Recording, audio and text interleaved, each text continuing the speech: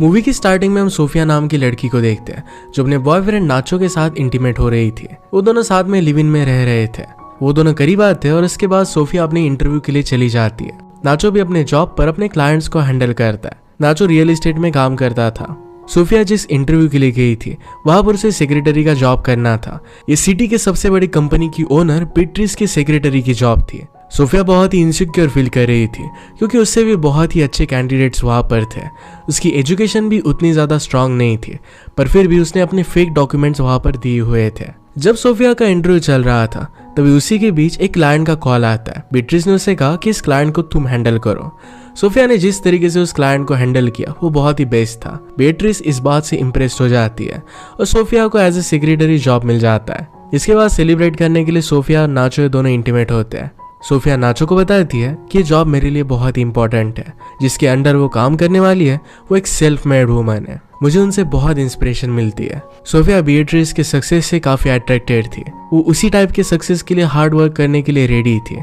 उसे बीट्रिस जैसा ही बनना था। अब हम सोफिया को बीट्रिस के साथ देखते हैं। वो एक मीटिंग में थी। बीट्रिस आगे रहकर सोफिया को लीड करती है। उसे बताती है कि मीटिंग रूम में उसे कब आना है, किस तरीके से उसे ऑर्डर देगी और उसे सब कुछ वो गाइड करती है। मीटिंग स्टार्ट होने के बाद सोफिया बाहर से ही मीटिंग को देखने लग गई।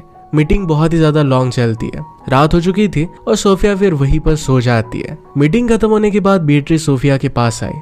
सोफिया सोई हुई थी तो उसने उसका मोबाइल चेक किया। वो सोफिया के बॉयफ्रेंड की फोटो देखती है और फिर जल्दी से फोन रख देती है। इसके बाद उसने सोफिया को उठाया और उसे घर जाने के लिए कहा।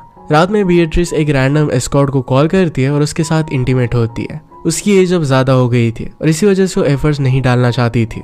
उसकी डिजायर कंप्लीट करने के लिए यही वो किया करती थी। जब वो रैंडम लड़का उसके पास आता है तो उसके साथ जब वो इंटीमेट हो रही थी तो बीच में ही रुक जाती है। उसे बहुत ही इरिटेटेड फील होता है। इसके बाद नेक्स्ट सीन में हम बीट्रिस को एक डॉक्टर के पास देखते हैं। वो बातों बातों में कहती है कि आजकल के जनरेशन के बच्चे किसी भी चीज के लिए तभी रेडी हो जाते हैं, किसी भी चीज के बारे में वो ज्यादा नहीं सोचते। इसके बाद हम बीट्रिस को बाथटब में देखते हैं जहां पर वो खुद को प्लीज कर रही थी। उसके भी कुछ नीड्स थे पर एज ज्यादा होने की वजह से इस पर वो कुछ काम नहीं कर पाती थी। नेक्स्ट सीन में हम सोफिया को देखते हैं जो रोज अपनी प्रेगनेंसी टेस्ट करती थी। इसके बाद सोफिया और नाचो होटल में डिनर कर रहे थे। सोफिया नाचो से कहती है कि अगर हमें आगे चलकर फैमिली बनानी है तो ये पॉसिबल नहीं हो पाएगा। वो अपने लाइफ में बीट्रिस की तरह सक्सेसफुल होना चाहती थी। बीट्रिस ने हमेशा अपने काम पर फोकस किया और इसी वजह से उसे कोई भी बच्चा नहीं है, उसकी कोई भी फैमिली नहीं है। फैमिली एक डिस्ट्रैक्शन होती है और इसी वजह से सोफिया भी ये नहीं चाहती थी। इसके बाद नेक्स्ट सीन में हमें पता चलता है कि सोफिया नाचो की बेबी से प्रेग्नेंट है। ये बात सोफिया के लिए बहुत बड़ा शॉक था। वो चर्च जाती है और फादर से कन्फेस करती है कि मैं अब माँ नहीं बनना चाहती।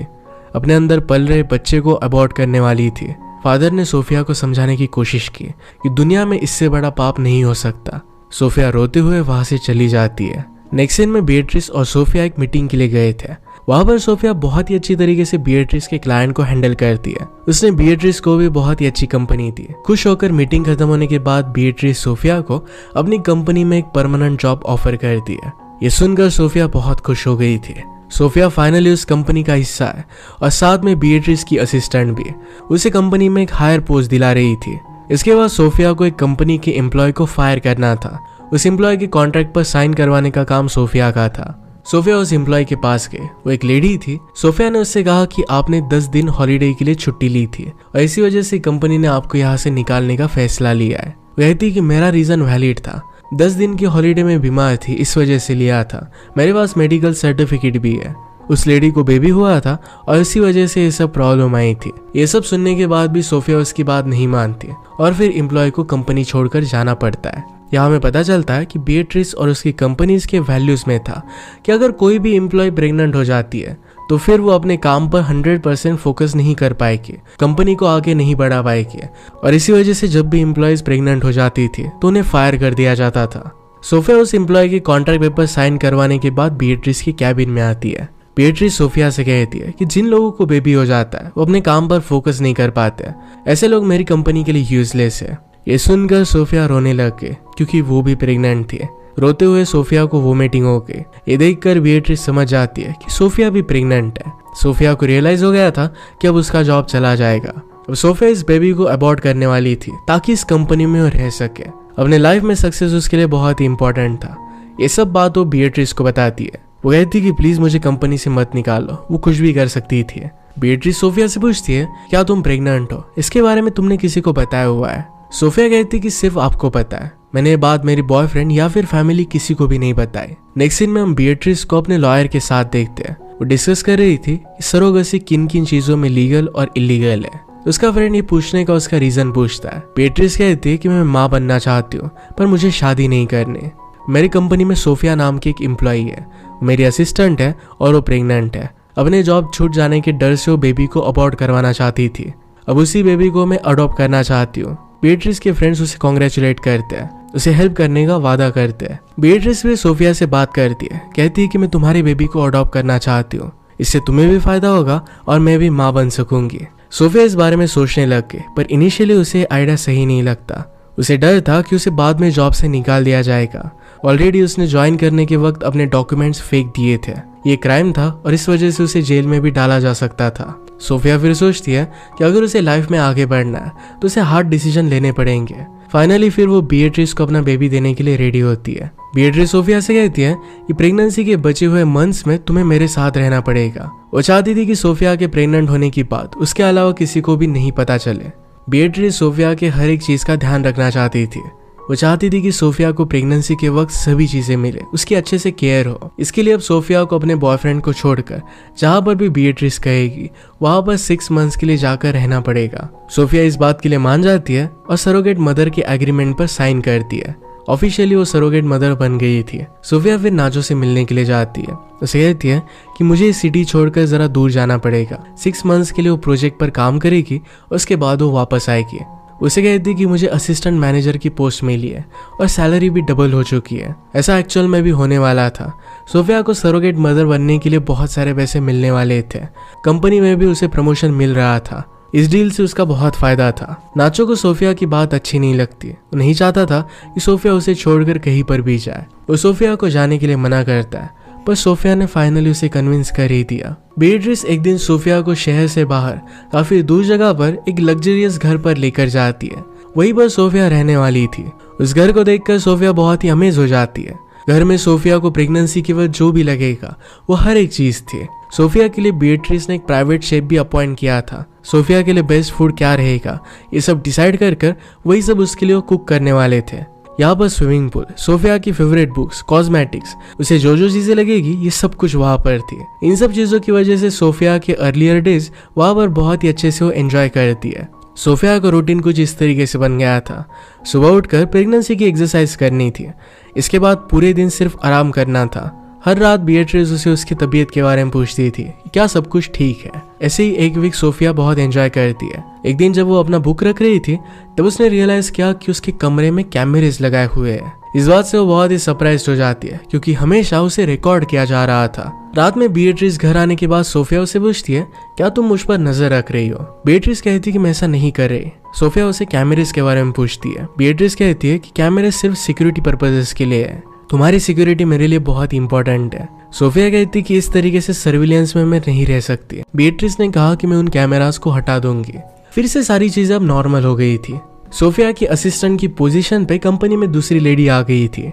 बीएट्रिस सोफिया से कहती है तुम्हें प्रमोशन चाहिए था, अब वो तुम्हें मिल चुका है। अब स्लोली बीएट्रिस का सोफिया की बेबी के लिए ऑब्सेशन बढ़ने लग गया था। हम देखते हैं कि सोफिया का सेलफोन खो गया था। वो काफी दिन से अपना सेलफोन ढूंढने की कोशिश कर रही थी लेकिन उसे वो मिल ही नहीं रहा था। सोफिया को नाचो से बात करनी थी और इसी वजह से अपने मेड से वो सेलफोन मांगती है। हैरानी की बात यह थी कि मेड के पास भी सेलफोन नहीं था। सोफिया जरा टेंशन में आने लग गई। वो सोचती है नाचो अब क्या सोच रहा होगा। रात में जब बीएट्रिस सोफिया से मिलने के लिए आई तो सोफिया बीएट्रिस को बताती है कि मेरा सेलफोन गुम हो गया है। बीएट्रिस कहती है कि कल मैं तुम्हें नया सेलफोन ला कर दूंगी। अब हम कुछ दिनों बाद सोफिया का अल्ट्रासाउंड देखते हैं। सोफिया का बेबी डिस्प्ले पर साफ साफ दिख रहा था। हम नोटिस करवाते हैं कि बीएट्रिस उस बेबी को देखकर बहुत ही ज्यादा एक्साइटेड थी। वो ऐसे बिहेव कर रही थी कि जैसे वो बेबी उससे बात कर रहा था। हम देख सकते हैं कि सोफिया से ज्यादा बीएट्रिस ही उस बेबी के लिए ऑब्सेस्ड हो गई थी। सोफिया एक दिन अपने मेड को कहकर बंगले के ऊपर वाले रूम में जाती है। वहां पर बीएट्रिस ने आने वाले बेबी के लिए कमरा बनाया था। उस कमरे में बच्चों के सारे फेवरेट खिलौने थे। सोफिया रियलाइज करती है कि बीएट्रिस बेबी के लिए कितनी सीरियस है। इसके बाद बीएट्रिस सोफिया के लिए एक पप्पी खरीद कर लेकर आती है। इससे सोफिया बोर नहीं होगी। एक दिन सडनली सोफिया रियलाइज करती है कि कुछ दिनों से मेड घर पर नहीं आई। फिर उसे पता चला कि मेड को जॉब से निकाल दिया गया है। रात में स्विमिंग करते हुए जब सोफिया ने बीट्रिस को उस मेड के बारे में पूछा तो बीट्रिस उसे सही से जवाब नहीं देती है। वो सोफिया को अपने स्विमिंग के बचे हुए स्टेप्स पूरे करने के लिए कहती है। सोफिया गुस्सा होकर पूल से बाहर निकलने लग गई। बीट्रिस तभी आकर सोफिया को एक लात मारती है और वापस पूल में गिरा देती है। उसे कहती है कि तुम्हें स्विमिंग के स्टेप कंप्लीट करने पड़ेंगे, उसी के बाद तुम पूल से बाहर निकल सकती हो। सोफिया इस बात से बहुत ज़्यादा हैरान हो गई थी क्योंकि इतनी छोटी चीज़ पर बीट्रिस को उसने फर्स्ट टाइम गुस्से होता देखा था। इस बात को इग्नोर कर देती है। कुछ दिन बाद सोफिया का बर्थडे था तो बीट्रिस को रिक्वेस्ट कर नाचो से वीडियो कॉल पर बात करने की रिक्वेस्ट करती है। बात करते वक्त सोफिया रोने लग गई थी। वो काफ़ी समय से नाचो से नहीं मिली थी। उसे लग रहा था कि नाचो से दूर जाने का फैसला उसका बहुत गलत था। सोफिया को ऐसे रोते हुए देखकर बीट्रिस कॉल कट कर देती है। इसके बाद बीट्रिस को पता चलता है कि सोफिया ने झूठ बोलकर उसकी कंपनी में जॉब लिया था। उसके पास कोई भी डिग्री नहीं है, वो एक सिंपल से कॉलेज से ग्रेजुएट थी। इस बात से बीट्रिस बहुत ज़्यादा गुस्सा हो जाती है, पर फिर भी इस बात को सोफिया के सामने एक्सप्रेस नहीं करती। उस रात सोफिया बिना बीट्रिस को बताए उस जगह से भागने की कोशिश करती है। उसी वक्त वहां पर बीट्रिस आके उस सोफिया को रो रो कर इमोशनल करती है। सोफिया फिर बीट्रिस की बात मान के और कहती है कि वो घर छोड़कर नहीं जाएगी। नेक्स्ट डे जब बीट्रिस अपने ऑफिस में थी तो अपने टैबलेट में देखती है कि सोफिया घर से भागने की कोशिश कर रही है। वैसे सोफिया ने बीट्रिस को उसके घर से कैमरेज निकालने के लिए कहा था, पर बीट्रिस ने वो निकाले नहीं थे।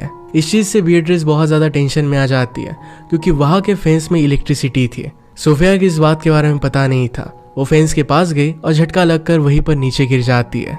जल्दी से बीट्रिस वहां पर पहुंच के उसे मेडिकल हेल्प दिलवाती है। पैरेलल में हम नाचो को देखते हैं। वो सोफिया पर चीट करने वाला था, पर तभी नाचो रियलाइज करता है कि वो सोफिया से बहुत प्यार करता है, ये उसके साथ नहीं कर सकता। अब नाचो सोफिया के ऑफिस पहुंचता है। वहां पर बीट्रिस नहीं थी। नाचो सारे एम्प्लॉयज को सोफिया का एड्रेस पूछता है। एक एम्प्लॉय नाचो को सोफिया के बंगलो के बारे में बता देता है। नाचो फिर सीधा उस बंगलो की तरफ जाने लग गया। बीट्रिस को जब नाचो के बारे में पता चला तो अपना काम छोड़कर सीधे अपने कार से बैंगलोर की तरफ आने लग गई। नाचो सोफिया के पास पहुंच गया। गेट पर लगे कैमरे से वो बात करने लग गया। सोफिया नाचो को पुलिस को कॉल करने के लिए कहती है। नाचो पुलिस को कॉल करने लगता है और पुलिस स्टेशन की तरफ भागने लगता है। दूसरी तरफ से वहां पर बीट्रिस आ रही थी। वो नाचो की गाड़ी को डायरेक्टली क्रैश कर देती है। उसी मोमेंट पर नाचो की डेथ हो गई। अगर नाचो पुलिस के पास पहुंच जाता तो बीट्रिस को अपना बेबी नहीं मिलता और ये कभी नहीं चाहती थी। बीट्रिस जब रियलाइज करती कि उसने मर्डर किया है तो खुद रोने लग गई। बीट्रिस रात को घर पहुंची और उसने ऐसा बिहेव किया कि कुछ भी हुआ नहीं है। सोफिया भी इस तरीके से प्रिटेंड करती कि आज नाचो यहाँ पर आया ही नहीं था। बीट्रिस को उसके डॉक्टर फ्रेंड का कॉल आता है और उसे बताती है कि अल्ट्रासाउंड के लिए सोफिया को क्लिनिक आना पड़ेगा। सोफिया इस बात के लिए हाँ कह देती है। वो दोनों जब डिनर कर रहे थे तो सोफिया कुछ बहाना कर कर किचन में जाती है। वहां से एक वुडन पीस को लेकर पीछे से बीट्रिस पर हमला कर देती है। बीट्रिस वहीं पर नीचे गिर गई। जब बीट्रिस अनकॉन्शियस थी तो सोफिया ने बीट्रिस को पूरी तरीके से एक पिलर से बांध दिया। सोफिया एक नोकीली चीज लेकर बीट्रिस को बार बार चुभाने लगती है। उसे टॉर्चर करते हुए पूछती है कि नाचो कहाँ पर है। बीट्रिस उसे सच नहीं बताती। सोफिया फिर नहाने के लिए चली गई और बीट्रिस को वहीं पर वो बांध कर चली गई। बीट्रिस सोफिया से पानी मांगती है पर सोफिया उसे पानी भी नहीं देती। नेक्स्ट डे सोफिया बीट्रिस के पास आकर उससे पूछती है कि पैसे कहाँ पर है। उसने उससे लॉकर का पासवर्ड पूछा। सोफिया फिर इस लॉकर से पैसे निकाल लेती है। पैसे ले जाते वक्त सोफिया ने बीट्रिस से कहा कि अगर तुम मेरे पीछे आई तो तुमने जो मुझसे कॉन्ट्रैक्ट साइन करवाया था इसके बारे में मैं सबको बता दूंगी, इससे तुम्हारी बहुत बदनामी होगी। इसके बाद सोफिया वहां से अपने पपी मैक्स को लेकर चली जाती है। तभी पीछे से बीट्रिस आके वो सोफिया पर अटैक कर देती है। वो दोनों एक दूसरे से फाइट करने लग गए, पर तभी सोफिया ने एक सीजर से बीट्रिस के पेट में स्टैब कर दिया। बीट्रिस की वहीं पर डेथ हो गई। मूवी के लास्ट सीन में हम सोफिया का घर जाते हुए देखते हैं। तभी उसका वाटर ब्रोक हो जाता है। उसका डिलीवरी का टाइम आ गया था और वहीं पर उसकी डिलीवरी होने लग गई थी। इसी के साथ ये मूवी एंड हो जाती है। अगर आपको एक्सप्लेनेशन अच्छा लगा तो इसे लाइक और कमेंट जरूर कर दीजिएगा। बहुत सारे मूवीज लेकर आते रहता हूँ तो प्लीज चैनल को सब्सक्राइब कर दीजिए और बेल नोटिफिकेशन आइकॉन देना मत भूलिएगा। हम फिर से मिलेंगे और एक नई मूवी के साथ। तब तक के लिए थैंक यू और आप अपने आप का ख्याल रखिए।